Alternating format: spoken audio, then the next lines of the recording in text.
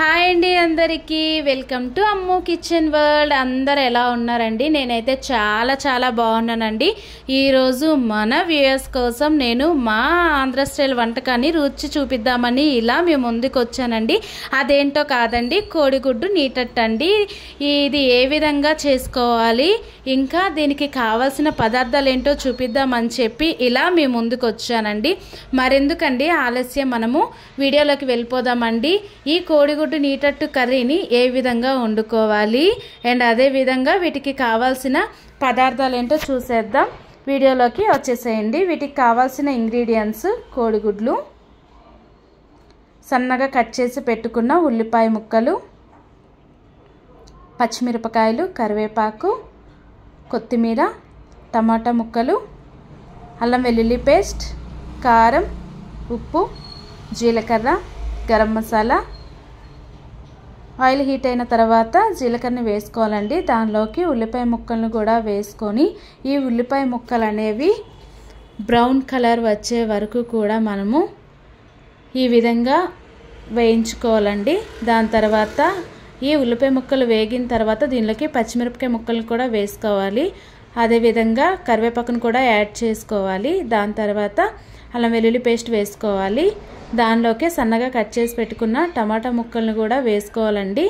ఇప్పుడు ఈ టమాటా ముక్కలు వేసిన తర్వాత కొద్దిగా సాల్ట్ని కూడా వేసుకోవాలండి, ఎందుకంటే ఆ టమాటా ముక్కలు వేగాలి కనుక.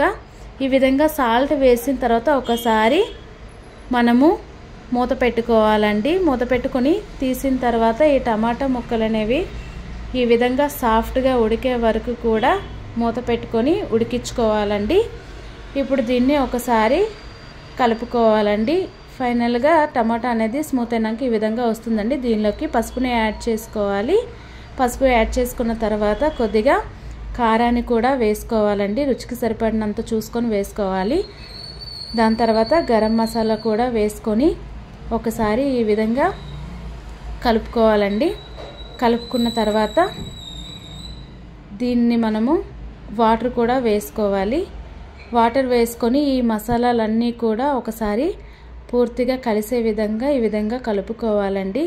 దాని తర్వాత వాటర్ అనేది ఈ విధంగా మసులుతున్నప్పుడు దీనిలోకి మనము కోడిగుడ్లను ఈ విధంగా వేసుకోవాలండి. వేసుకున్న తర్వాత ఈ విధంగా ఉంటుందండి. ఇలా ఉడికేటప్పుడు మనము